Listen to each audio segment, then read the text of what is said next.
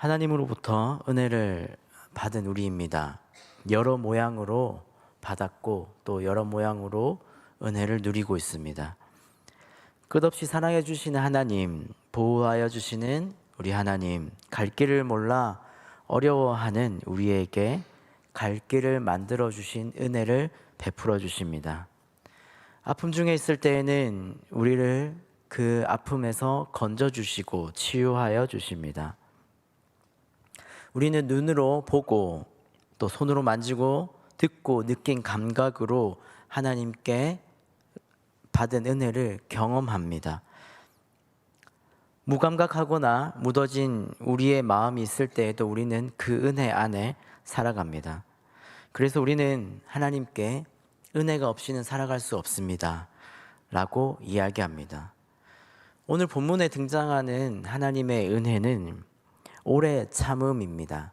인내이고 또한 하나님께서 구약 성경에 많이 나타내어 보여주신 하나님의 성품입니다. 여러분, 오늘 오래 참음을 잘 하십니까? 잘 인내하시나요? 어떤 일에 대해서나 상황에 대해서 끝까지 참고 견뎌보셨습니까? 사람마다 다르고 환경마다 다 다릅니다. 어떤 사람은 잘 참는데 어떤 사람들은 오래 참는 것을 많이 어려워합니다. 태어날 때의 기질이 그럴 수도 있지만 환경적인 요인에 인해서 훈련받지 못함으로도 있습니다. 그렇지만 우리에게 이러한 오래 참음이 없음에 대해서 그냥 살아가는 것이 아니라 우리는 오래 참음을 훈련하고 단련하고 키워야 하는 것입니다. 왜 그렇습니까? 성령의 열매 중 하나인 오래 참음을 우리는 이루어내어야 하기 때문입니다. 또한 하나님께서 하나님의 모습, 속성으로 보여주신 인내하는 모습을 우리는 누려야 하고 또한 그것을 배워야 하기 때문입니다. 오늘 말씀을 통해서 인내하심으로 우리에게 내려주신 은혜가 무엇인지, 또한 이 은혜를 받은 우리는 어떻게 살아야 되는지 한번 살펴보길 원합니다. 먼저 본문 말씀을 한번 살펴보겠습니다. 베드로 사도가 오늘 이러한 하나님의 말씀을 전하고 있는 이유가 있습니다. 오늘 베드로 사도가 지금 재림에 대해서 이야기하면서 하나님께서 말씀하신 그 재림이 더디지 않고 속히 올 것이다 라고 이야기합니다. 또한 기다리고 기다리신 하나님의 모습이 있다라고 이렇게 이야기합니다. 이것을 마치 보면 답을 하고 있는 것처럼 보입니다. 마치 어떤 질문에 대해서 답을 하는 것처럼 보입니다. 초대교회는 끊임없는 거짓 이론들과 그 이론들을 주장하는 사람들에 대항하여서 싸워야 했습니다. 아직 이론이 정립되지 않은 시대였었고 또한 여러 가지 주장을 많이 했기 때문입니다. 신약 성경을 만들어질 때도 마찬가지였습니다. 하나님께서는 바울과 사도들을 통하여서 하나님의 올바른 말씀을 전하였지만 그 예수님을 믿지 않는 사람들은 이 하나님의 말씀을 정말 받아들이지 않고 자신의 생각에 맞게만 지냈습니다. 그리고 그 자신의 생각에 맞게 모든 것을 바라보고 정립하기 시작하였습니다. 예수님께서는 메시아로 이 세상에 오셨습니다. 죽으시고 부활하시고 다시 오심을 우리에게 확실하게 말씀하여 주셨습니다. 그 재림에 대한 부분에서 오늘 베드로는 의심하지 말고 또한 비난하지도 말며 하나님의 재림을 기다려야 한다라고 오늘 본문 말씀을 통하여서 전합니다. 베드로서 3장 4절에 이렇게 말하는 사람들이 생겨났습니다. 이르되 주께서 강림하신다는 약속이 어디 있느냐? 조상들이 잔후로부터 만물이 처음 창조될 때 같이 그냥 있다 하니라고 그들은 주장합니다. 예수님께서는 재림을 약속하셨는데 자신들의 생각보다 늦어지고 있는 이 재림을 바라보면서 재림을 의심하기 시작하였습니다. 예수님 곧 오신다 하셨는데 올라가신 것처럼 한 달 후에 1년 후에 오셔야 되는 거 아닌가 생각하였습니다. 그래서 기다리다 그들의 마음에 의심이 생기고 결국에는 재림이 없을 것이야 라고 생각하고 이야기하고 다녔습니다. 재림이 없을 것이야 라고 생각하는 사람들은 그 사람들의 마음속에 재림에 대해서 의심하고 또한 하나님의 능력에 대해서도 동시에 의심하였습니다. 하나님께서 이 재림을 이루실 능력이 없으실 분이야, 하나님께서 예수님을 보내지 않으실 거야 라고 그들은 점점 생각하기 시작하였습니다. 이에 대한 답으로 베드로가 오늘 본문에 이야기하고 있는 것이죠. 우리 본문 말씀 한 번 더 함께 읽겠습니다. 베드로서 3장 9절입니다. 주의 약속은 어떤 이들이 더디다고 생각하는 것 같이 더딘 것이 아니라 오직 주께서는 너희를 대하여 오래 참으사 아무도 멸망하지 아니하고 다 회개하기에 이르시기를 원하시느니라. 아멘. 약속은 분명히 있습니다. 이 약속을 우리는 기다리고 있습니다. 오히려 베드로는 10절에 9절 이후에 10절에 도둑과 같이 예수님께서 오실 것이다 라고 이야기하며 재림에 대한 확신을 한 번 더 전하고 있습니다. 오늘 하나님께서 이 본문에 등장하신 모습은 재림을 준비하신 하나님께서, 그리고 재림을 계획하시고 재림을 이루실 하나님께서는 사람들의 생각과는 다르게 하나님의 생각으로 이 재림을 준비하신다는 것입니다. 사람들은 생각하기에 예수님 올라가셨다가 빨리 오셔서 다시 이 땅이 하나님 나라가 되고 우리를 들려 보내주셔서 천국으로 인도하시면 좋겠는데, 죽음을 보지 않고 하나님 나라에 가면 좋겠는데 오시지 않으니까 왜 그렇게 되었을까라고 생각하시는 거죠. 그런데 하나님의 입장은 다릅니다. 피조물이 창조주의 그 계획을 이해할 수 없듯이 하나님께서는 오래 참으신다라고 오늘 말씀이 나타납니다. 무엇에 대해서 오래 참으실까요? 바로 사람들에 대하여서 오래 참고 그 죄 지은 사람들과 미성숙한 사람들에 대해서 하나님께서는 오래 참으십니다. 이 참는다는 이 참음으로 인하여서 우리에게 은혜가 베풀어지고, 참음으로 인하여서 우리에게 하나님께서 나타내어 보여주신 그 사랑이 참음으로 보여주시는 겁니다. 그렇기 때문에 우리는 하나님의 참음을, 인내하심, 오래 참으심으로 인하여서 우리는 오늘도 살아갈 수 있는 것입니다. 참는다라는 이 단어를 의미로 살펴보면 감정과 분노를 자제하시는 하나님을 볼 수가 있습니다. 그리고 인간을 통하여서 하나님께서 사람에게 진노를 자제하시고 오히려 긍휼하시고 사랑하시는 모습이 나타난, 이렇게 표현되어 있습니다. 즉 이 단어는 우리가 잘 알고 있다시피 노하기를 더디하시고 오히려 사랑하신 하나님의 모습이 나타나어 있습니다. 하나님께서는 왜 그러면 이렇게 오래 참으실까요? 왜 하나님께서는 이렇게 굳이 참으실 이유가 있으실까요? 바로 우리가 하나님의 사랑의 대상이기 때문입니다. 하나님은 우리를 사랑하셔서 오래 참는 것이기 때문입니다. 우리가 회개하고 돌아올 기회를 주기 원하시고, 또한 우리가 미성숙하기 때문에 성장하길 때까지 하나님께서 기다려 주시는 것입니다. 인내의 대상은 모든 사람입니다. 믿거나 믿지 않거나 하나님께서는 모든 대상에게 인내하십니다. 그렇지만 분명히 재림의 날까지는 기다려 주시지만 재림의 날 이후에는 기회가 없는 것입니다. 하나님의 인내는 이렇게 나타납니다. 베드로전서 3장 20절에 그들은 전에 노아의 날 방주를 준비할 동안 하나님이 오래 참고 기다리실 때에 복종하지 아니하는 자들이라. 방주에서 물로 말미암아 구원을 얻은 자가 몇 명뿐이니 겨우 8명이라 라고 하나님께서 말씀하십니다. 하나님께서는 돌이켜 살아가길 원하셨습니다. 그래서 실제로 오래 참으심으로 노아의 방주 사건을 지켜보셨습니다. 노아가 방주를 오랫동안 지으면서 또한 사람들에게 노아를 통하여서 하나님께서 끝까지 말씀하셨습니다. 돌아오라 라고 말씀하셨지만 사람들은 돌아오지 않고 그들의 죄인된 모습으로 인하여서 하나님을 저버린 사람들만 생겨났습니다. 하나님의 인내는 시공간을 초월하고 구약 성경에, 신약 성경에, 또 지금 우리에게 끝까지 나타나시는 인내로 우리에게 보여주십니다. 우리는 하나님의 인내의 대상입니다. 그래서 우리는 구원을 받았습니다. 하나님에게 받은 은혜는 많이 있습니다. 그렇지만 인내의 대상이 되었다는 것은 그 하나님의 은혜는 우리를 구원으로 인도하여 주셨습니다. 그러면 하나님께서 이러한 인내하심의 모습을 우리에게 구체적으로 어떻게 보여주셨을까요?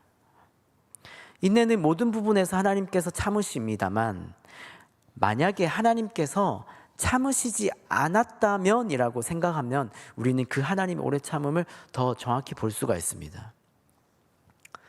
우리는 매일같이 죄 가운데 빠집니다. 아침에 일어나서 죄를 짓지 않아야지 라고 다짐하지만 연약한 우리는 우리의 마음에 따라서 살아갈 때가 종종 있습니다.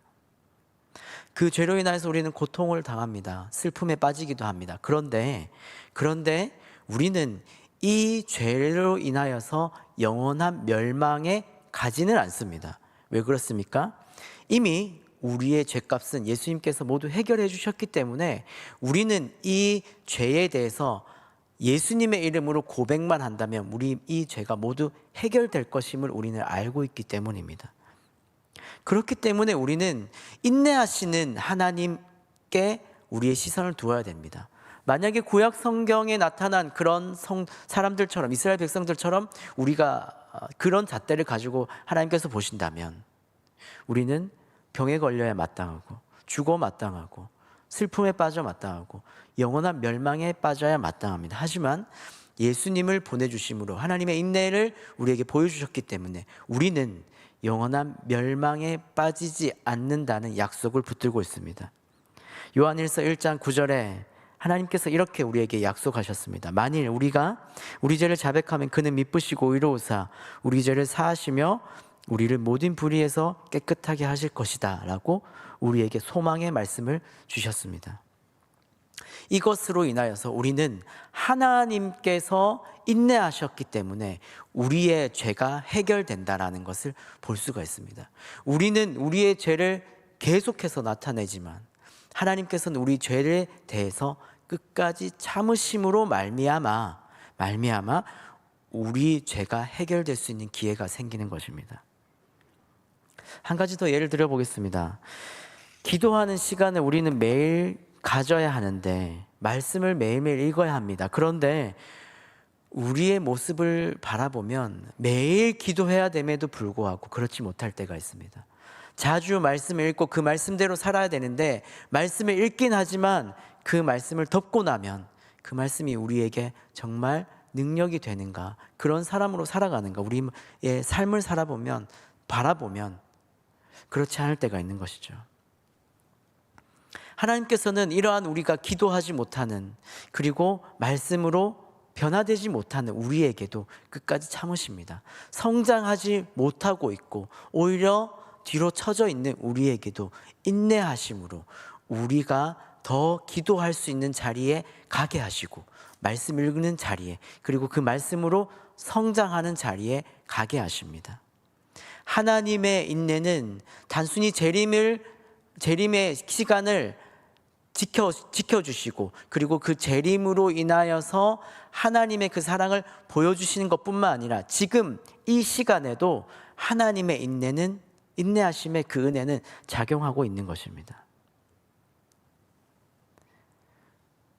그 이유는 바로 이것입니다. 우리를 너무나 사랑하시는 나머지 우리의 죄나 우리의 어려움, 우리의 성장하지 못함을 다 넘기고도 너무나 사랑하셔서 끝까지 참으시는 그 사랑 때문인 것입니다. 사랑하는 성도 여러분, 우리는 이러한 하나님의 은혜를 받았습니다. 인내하시는 하나님의 사랑을 받았습니다. 그러면 우리는 어떻게 살아야 될까요? 이러한 은혜를 받은 우리는 어떻게 살아야 될까요? 이 받은 은혜, 우리가 가지고 있는 금고 속에, 우리 마음 속에 꼭꼭 숨겨두어야 할까요? 우리는 이 하나님으로 받은 이 은혜를 또 누군가에게 나누어 주어야 합니다. 이 사랑을 나누어 줌으로 하나님의 은혜를 공감하게 만들어야 되는 것입니다. 나보다 못한 성도가 있습니다. 교회에 있으면 그런 사람들이 종종 보일 수도 있습니다. 어쩌다 보니 이 사람이 주일에 교회를 빠졌습니다. 그 사람에 대해서 인내하는 방법은 그 사람을 이해하고 위로하는 것입니다. 너 이번 주 교회 안 왔지? 왜 안 왔어? 그래가지고 될 것 같아? 하나님께서 너 사랑하실 것 같아? 비난하고 부끄러움을 주는 것이 아니라 그 사람이 왜 교회에 못 왔을까라고 생각해 보는 겁니다. 남편이 가지 말라고 해서 너무 가고 싶은데 못한 경우도 있습니다. 집에 너무나 큰 일이 생겨서 못 오는 경우도 있었습니다. 그런 경우 생각하지 않고 내 기준으로 그 사람을 바라보면 그 사람은 단순히 교회만 빠진 사람입니다. 그런데 이 사람을 정말 사랑한다면 왜 못 왔는가? 어쩌다가 못 왔게 됐을까? 그 사람의 상황을 들어주는 겁니다. 인내해 주는 겁니다. 그래서 그 사람이 다음 주에는 교회에 올 수 있도록 그 사람을 이해해 주고 사랑해 주는 것이 우리에게 필요한 것입니다.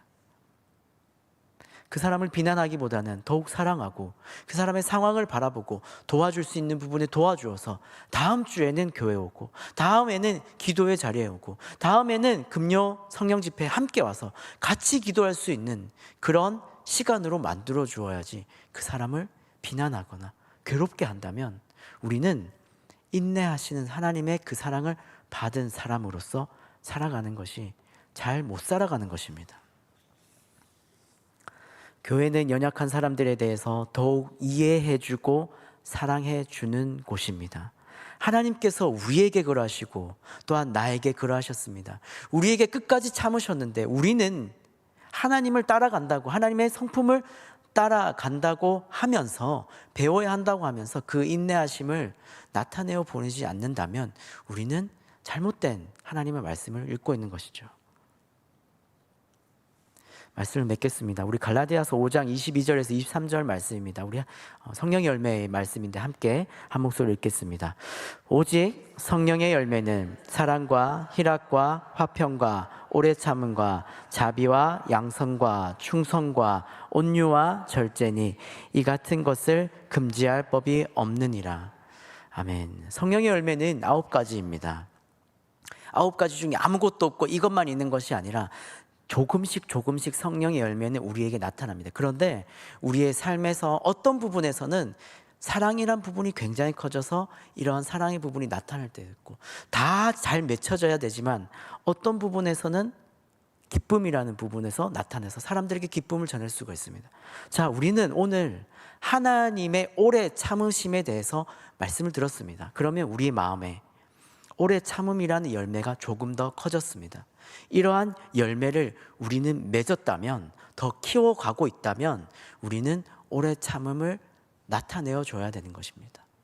그런데 그냥 나타내어 주시는 것이 아니라 이 오래 참음이 사랑으로 함께, 그리고 그 사람에게 기쁨으로 함께 전해줘야 되는 것이죠. 성령의 사람이라고 하면 이 오래 참음을 그냥 단순히 오래 참음으로 전해지는 것이 아니라 그 사람에게 온유한 마음으로, 그 사람에게 자비로운 마음으로 오래 참음이 함께 전해지는 것입니다. 이것이 바로 성령의 열매를 맺는 사람입니다. 사랑하는 성도 여러분, 우리 마음에 오래 참지 못하는 마음이 있습니다. 그렇지만 이것은 우리의 모습이고 인간적인 모습입니다. 이 마음을 우리는 내려놓고 하나님의 마음을 가져야 합니다. 끝까지 인내하셨습니다. 우리를 너무나 사랑하셔서 우리의 죄와 우리의 상황과 모든 것을 인내하셔서 더 잘할 수 있게 만들어 주셨습니다. 그렇기 때문에 우리가 지금 이 자리에 있는 것입니다. 사랑하는 성도 여러분, 서로에 대해서 오래 참고 인내하시길 소망합니다. 그래서 서로에 대해서 사랑하시길 소망합니다. 서로를 아끼고 서로를 더욱 위로하고 또한 서로를 이해하여서 그 사람이 더욱 잘할 수 있도록 나에게 주신 하나님의 은혜, 나를 통해서 그 사람에게, 연약한 자들에게 전하는 그런 우리 모든 착한 그리스도인 되시는 우리 모든 성도들 되시길 축복합니다.